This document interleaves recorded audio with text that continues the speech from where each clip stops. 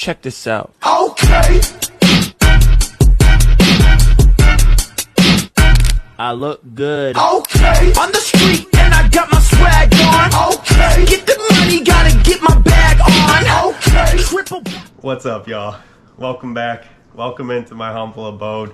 We got a little bit of a different video for you today. It's not directly about fishing, but we're gonna talk about having a safe and fun trip out on the water.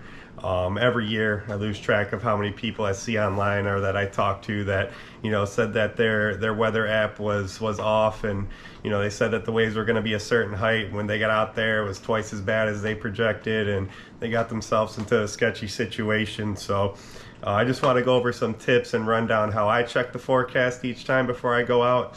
I'm on the water over 100 days a year, and I found that, you know, my method has never steered me wrong. If it ever is wrong, it's wrong in a good way, where it's more calmer than what they projected. So there's a lot of things to consider when you're checking the forecast. So I'm gonna go through my method step by step.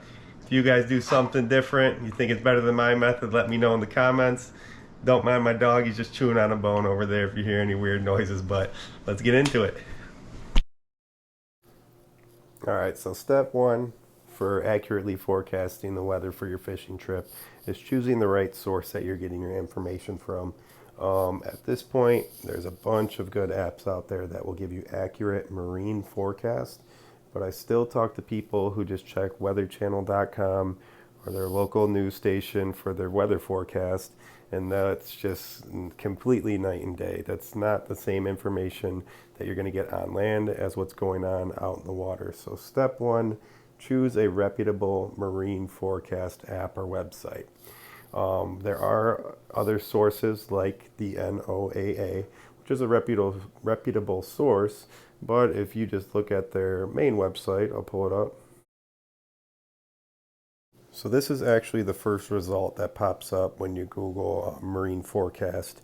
And if you click into it, you see that the forecast is for within 5 miles of shore from Manistee to Pentwater.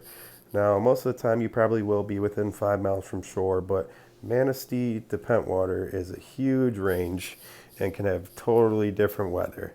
If I just picked a random day on Windfinder, and you could see not only are the wind speeds different from port to port, but the wind direction is completely different from Pentwater to Manistee. So that's where you run into trouble with forecasts like these, which brings me to my next point, which is finding a forecast that is closest to where you are fishing, or at least is going to replicate the conditions of where you are fishing.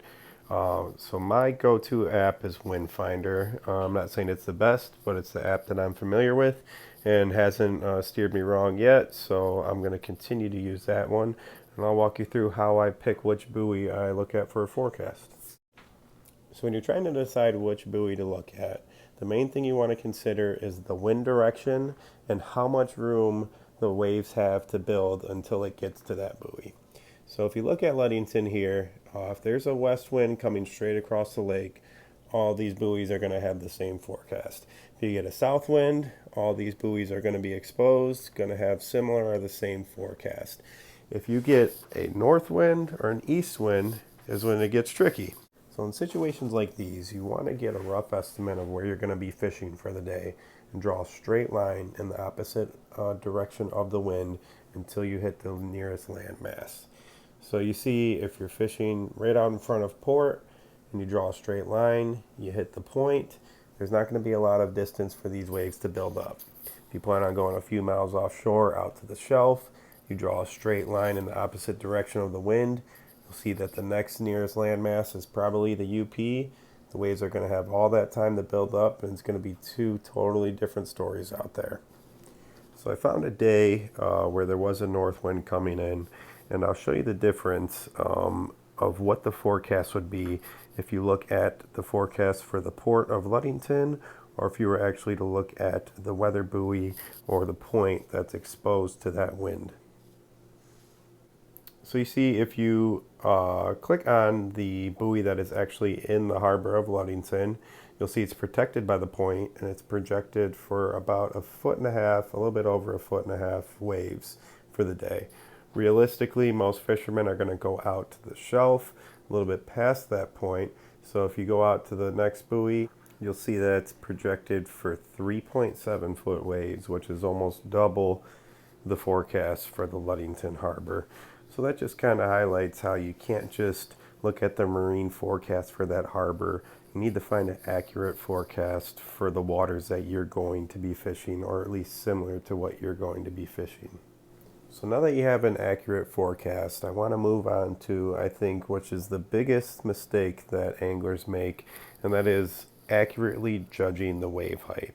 I think a lot of people make mistakes with this because A, they don't really know how big a 3-foot wave really is, and B, they don't understand that the wave height measurement on most apps is from the water line to crest and not crest to trough. So I'll throw up a diagram real quick to show how the waves are actually measured. So this diagram explains the difference between crest, trough, and calm sea level. So most marine forecasts are going to measure wave height from calm sea level to crest. So that's why when you see a marine forecast projecting 3-foot waves, but you go out there and then all of a sudden you're in some rough waters and you see a wave that's over your head, is because your boat is sitting in the trough. So to dumb this down as much as I can, whenever you're looking at an accurate marine forecast, you need to double that wave height. When you're out there in the water and your boat is in the trough and you're looking at the crest, it's going to be almost double the height of what it would be from calm sea level to the crest. So again, I think this is something that's most commonly misconstrued by anglers and gets a lot of anglers into trouble. Again, the simplest way to put it is when you're looking at a marine forecast, just double whatever number that they're projecting.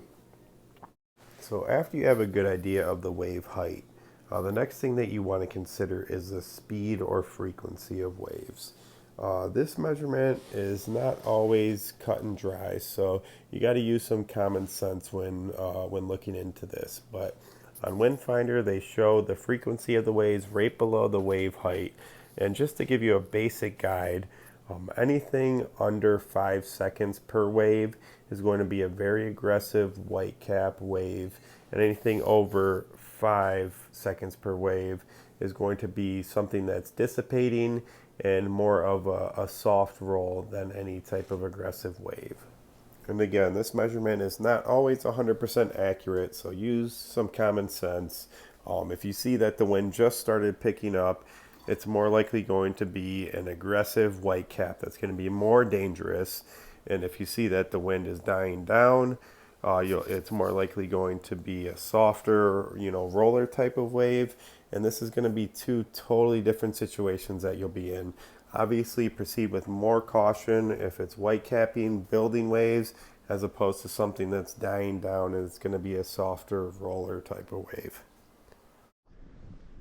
So there you guys go. Hopefully this helps you forecast the waves for your next trip. I just want to say, if there ever is a time that you're questioning whether you should go out or not, just don't go. It's not worth it.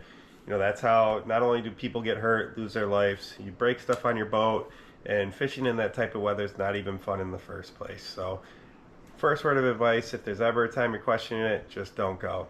If you do decide to go and it is going to be rough, please plan to run into the waves and fish with the waves. If you ever have any mechanical failure or the weather gets worse than it is, you do not want to be in a situation where you're driving against the waves. Joshua and my girlfriend at the time fished a tournament. We made a 25-mile run with the waves and had to make the run all the way back into 3-foot waves for an hour and a half. Worst experience of my life, but that girlfriend is now my wife. So unless you're really trying to test whether somebody's a ride or die person and really care for you, do not set yourself up for failure and get the run into the waves out of the way before you start your day so you can run home with the waves. But that's all I have for you guys. Any questions, leave them in the comments.